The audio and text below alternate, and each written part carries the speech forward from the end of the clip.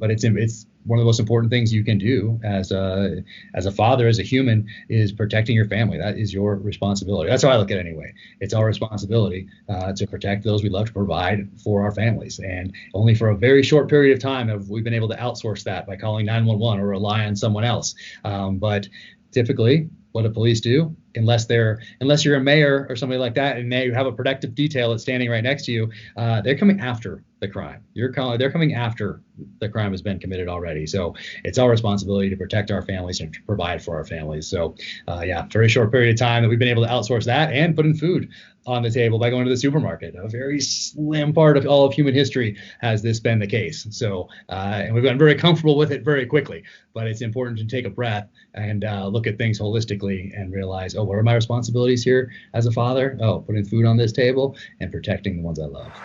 What's doing, everybody? I'm Alec Lace. Thank you for watching First Class Fatherhood. Today's guest on the podcast is Navy SEAL and New York Times best-selling author Jack Carr. Jack Carr is returning to the podcast here. He's got a brand new book out titled The Devil's Hand. Now, his book series has been picked up by Amazon as a featured series that will be dropping soon, starring none other than Chris Pratt as the protagonist. You got to read all these books all the way through, starting with The Terminal List. The new book out is The Devil's Hand. I'm excited to have him back on the podcast here today. So get down there, hit that subscribe button, tap the like, and let's jump into it right now with Navy SEAL, New York Times best-selling author Jack Carr on First Class Fatherhood.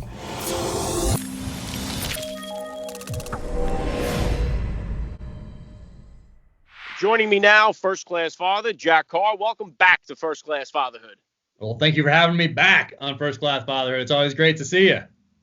Yeah, it's an honor to have you back on the show here, Jack. Lots happened since the last time we spoke. Let's get a quick update on your three kids here. How old are they now, and how have they been making out with school through the pandemic here?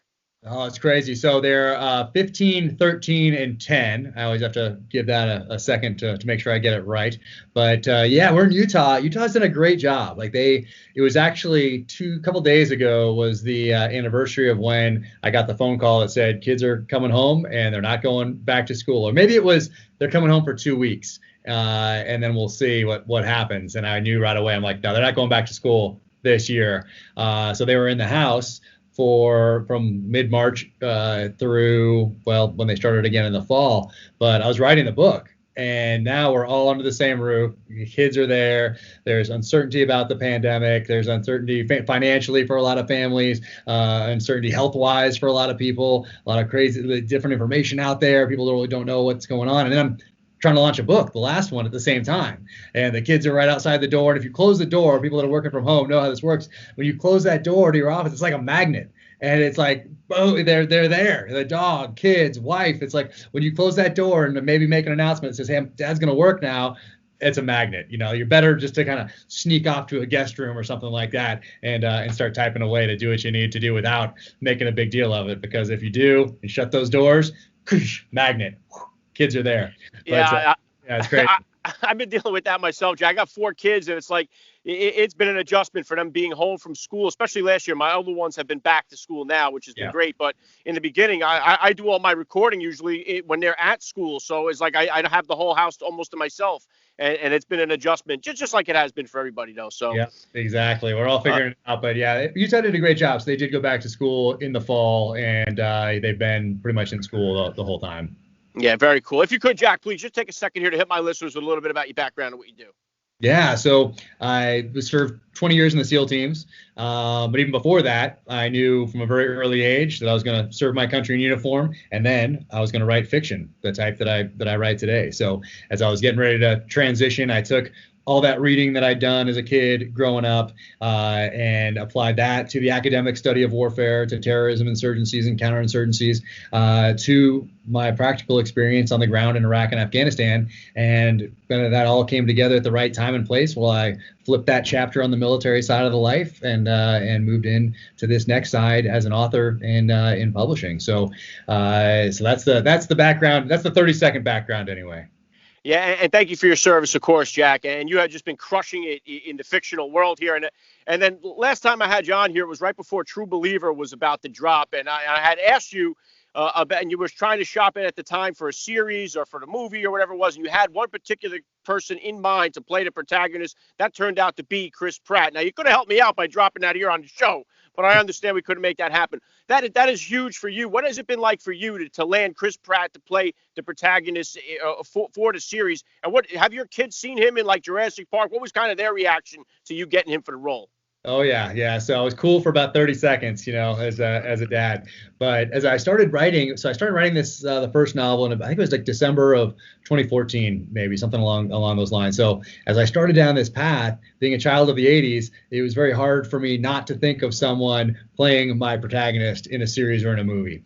And as I started down this path, I thought of Chris Pratt. And it's a strange person to think of, especially for that time, because he hadn't done Avengers, hadn't done Jurassic Park, hadn't done Guardians of the Galaxy. He was Andy on Parks and Rec, and he had a very small role in Zero Dark 30 as a SEAL. And I thought, who's that guy that needs to take a risk, that needs to do something different, that needs to do something darker. And I thought Chris Pratt's the guy. Like, he hasn't done this yet. So he wasn't the typical person you'd think of that has already done these roles, that has done the action stuff before, done the tough guy role before. So I didn't think in those terms. I thought of, hey, who can pull this off? Because I need a likable character. I need a likable actor to play this part. It's just like as I created my character James Reese for the novels, I wanted a likable guy that you'd want to sit down, have a cup of coffee with, sit down and have a beer with, but who could also flip that switch and get it done. And so I thought of Chris Pratt. And then I went back to writing, didn't know that I had any connection to him whatsoever. And then years later, fast forward years later to the fall, November of 2017, before the first book comes out, and a buddy calls me from out of the blue. And he's from the SEAL teams, and he wanted to thank me for something I did for him in the teams, and I couldn't even remember what it was, but he said, you sat me down, and you were the only person that talked to me about transition, and you introduced me to people in the private sector.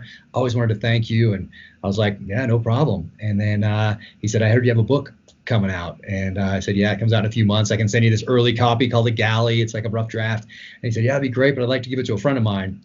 And I said, who's that? And he said, Chris Pratt. So Chris read it on, I think, December 27th, 28th of 2017. And a week later, he optioned it. So, yeah, just absolutely crazy. And then the only person I ever envisioned directing it was Antoine Fuqua. And he did Training Day, Tears of the Sun, Magnificent Seven, Shooter, Equalizer. And he's such a great guy, just incredible. And he's directing this first episode. So it's crazy how it all came about. Wow, that's phenomenal, Jack. Yeah, to see that visualization come into fruition here, that is crazy good. And one thing I'm curious to ask you, I've had like Sean Parnell and Brad Taylor. I love to ask these guys, how is it writing for the female characters in your novels? Like, I'm sure that had to be difficult, and I'm sure you've transitioned along the way here. But do you like bounce this off of certain females to say, hey, am I getting this right? Like, how do you go about trying to get inside the headspace or write for the female characters? Yeah, no, I don't do that at all. And I think another thing that made this stand out to Simon & Schuster is that I had strong female characters. And I didn't do that by design. It was just very natural for me to have strong female characters because of the example of my mom and my grandmother, who are very, very strong people. So I think it was just natural for me to have that in there, particularly two very strong characters in that first novel. So I don't think that hurt. Now looking back with the benefit of hindsight, it didn't hurt that it had likable, strong, independent female characters in the first book. That was totally not by design. I wasn't like, oh, where are things headed? What are the trends? I've never thought that. And I think if you chase trends, you're not really staying true to yourself and your creation, essentially. So it was just very natural for me to have these characters in there. So I didn't really, there was nothing I did in particular. I didn't ask my wife, hey, am I getting this right? Is this how a female would think? I didn't think about that at all. I just created the characters just like I would anybody else. Yeah, very cool, Jack. And pulling it back into you as a father here, what would you say are the top values that you're hoping to instill in your kids as they grow up? Yeah, well, we have a middle child with some very severe special needs, which means he needs 24/7 full-time care forever. And so through that and through the example of how my wife and I care for him, how we dealt with finding out at first, and then how it's just become a part of our family. But what I hope our kids see through the example of how we care for and love him is that it makes us more compassionate, loving people in general.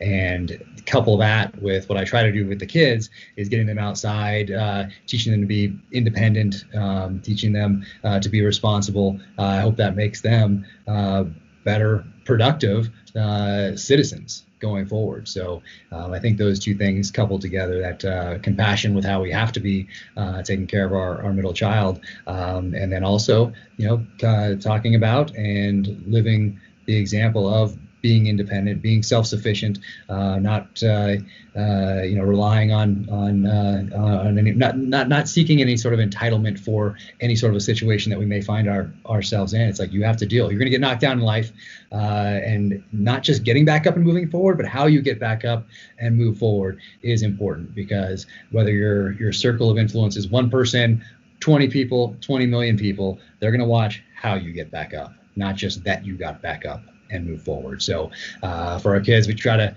I guess it's through that example that I hope they're taking some of these lessons between video game sessions, and as we move forward here. But what I really try also to talk to them about is, never pay attention to the odds. Like, file that away, because you only have so much bandwidth. If something's hard, don't get discouraged. Everyone's going to want to discourage you from doing something that's hard. I guess that's some part of human nature that I don't really understand, but it exists. So don't pay attention to the odds. Use that bandwidth to get where you want to go, and then along the way, never miss an opportunity to make somebody's day. Yeah, very, very well said, Jack. And I think, unfortunately, one of the things we're seeing a lot, I don't think we have a culture of kids that's really prepared to fail so much, because I think so many times we see this with the every kid gets a trophy type of philosophy. And I think in sports is really the only time we get a chance to have our kids experience that loss. Like, my older two kids wrestled. They had a chance to get humbled on the mat. My older guy is big into chess. He's been beaten, and that humbles you very much. So I think those experiences give them the chance to grow. But unfortunately, and with the pandemic canceling so much of sports, I think that's really the only opportunity they have a chance to get it to fail and to grow from it. Yeah, no, exactly. And wrestling, jiu-jitsu, like you're gonna tap out. In the boxing ring, you're gonna get humbled, and you're gonna be pushing yourself. Like, they're very, like, when I was going through Buzz, I thought of my time on the mat doing jiu-jitsu, my time in the ring boxing, because you're in there. It's mano y mano. And it's only you, your skill level, your creativity in both of those situations. So I think all that translates over. But you're absolutely right. Like, the kids have to fail, and they have to get back up from that failure, with maybe help in hand, maybe not. Get up, dust off, move forward, learn. But that's what's so great about wrestling and jiu-jitsu in particular, is that those instructors, those professors, those coaches, they talk about, hey, you are going to either you win or you learn. And that's life. Maybe you win, or you're going to learn something along that way, because you're not always going to win. You're gonna look at the win as the long term, look at it as the journey. But I love how jiu-jitsu incorporates that in essentially from day one, because you're never gonna go in there and spend 10 years doing jiu-jitsu, spend 10 years on that mat in that ring and win every time. That's not happening. You're gonna lose every time you go into that studio. Yeah, and I'll tell you what, Brazilian jiu-jitsu has really blown up in the last decade or so. I mean, it's great to see so many young kids are getting involved in it.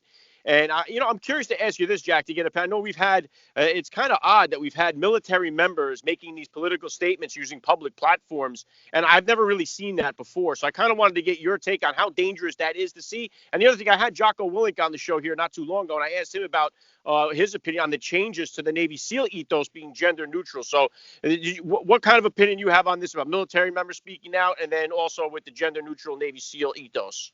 Yeah, so I've been so busy lately that last night was the first time I looked into it. Like, I heard last week about somebody using an official platform to attack someone with a private political view, and I was trying to find it. I went to like the DoD thing, I didn't find it there, and then I got sidetracked with a gazillion things going on, so I didn't look into it. And someone else asked me again last night, and I still haven't seen the actual tweets, because I was curious to see the actual one. I saw Ted Cruz's letter about the tweet, so that's all I've seen thus far, because I haven't had. But I want to go back and look at. They told me it was like the Army official account, Marine official account, something like that. So I need to go find those, because I really want to be able to talk about the actual one, not just somebody else talking about the actual one.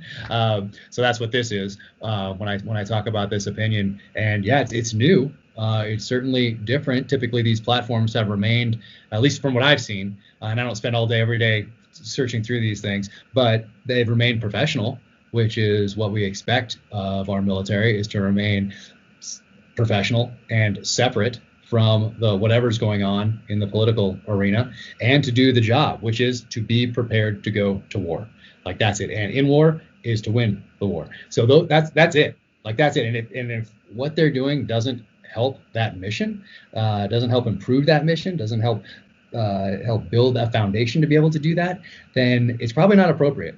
So I want to go back and look at those exact tweets to see what they really said, but it's a departure in my experience, or maybe it's just being highlighted now, but it's a departure in my experience from what the military has, the tradition that the military has adhered to, which is staying separate from the political fray. And that's been important to us in our country's history.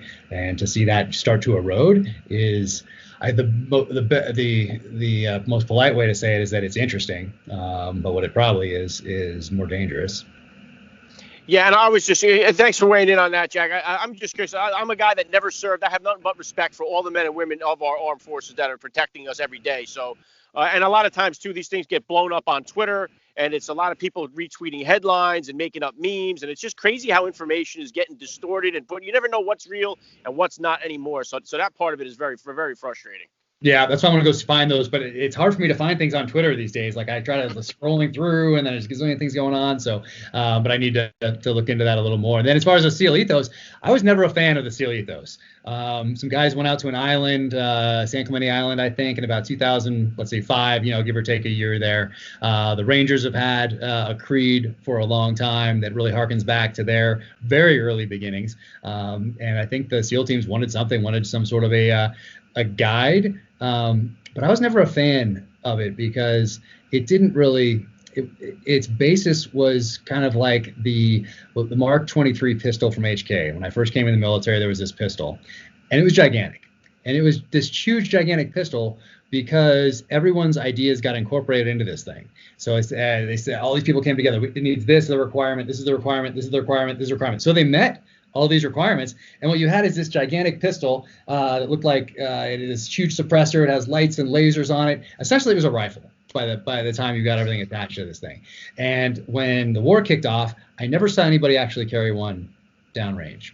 And I kind of think of the Navy SEAL ethos the same way. Is they got all these guys together on this island. They came up with all these wonderful ideas that sound nice, and then they created this thing that they could then point to and interpret really in any way they wanted to in order to say, you're not adhering to the ethos, you junior SEAL that is downrange doing the job in a very ambiguous situation. So it turned into, it was weaponized, in my opinion. And if you needed something written down to guide you like that, I think you missed it. Like along the way, somehow your parents, something or other, like we didn't test, we're not very good at testing for character in the teams, but instead of coming up with ways to do it, and the Israelis do a very good job of testing for character as their potential SEALs go through their pipeline. We don't do a very good job in the SEAL teams. So I was never a fan of it. Now there is an ethos that I will not post because it's not out there that I think came out of Vietnam. And I have a physical copy of this thing, and it's hardcore, like it's legit.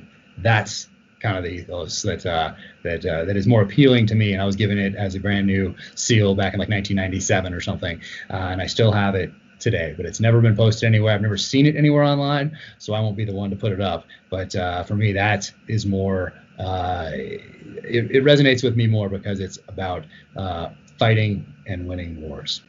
Yeah, very cool. Yeah, and you speak about the Vietnam SEALs. I had the honor of having dinner with Michael Thornton and Tommy Norris at the Medal of Honor convention. It was really, I had Mike on the show here. I mean, really incredible to spend some time with those guys and some of the other Medal of Honor recipients. But just to listen to them tell some of the stories was just really a very memorable experience for me. So, and you know what's funny about what you say about that? I work on a railroad, and we have these, like, I'm a mechanic on diesel engines, for the trains, and we'll have these safety rules that come up in the briefing, or like when you're operating a chainsaw, make sure that you have, and we're all looking at each other. I've been there 21 years. I've never seen anybody use a chainsaw, so it's like, it's kind of confusing. Like they come up with all these ideas. So, yeah, we call it the good idea ferry in the military. That's what they call it. It's a good idea ferry that floats down from senior level leaders, and not always from senior level leaders, but oftentimes that's how it goes. But yeah, we have that same thing. But yeah, those Vietnam guys. I mean, Vietnam was a watershed moment in special operations history, and really we lived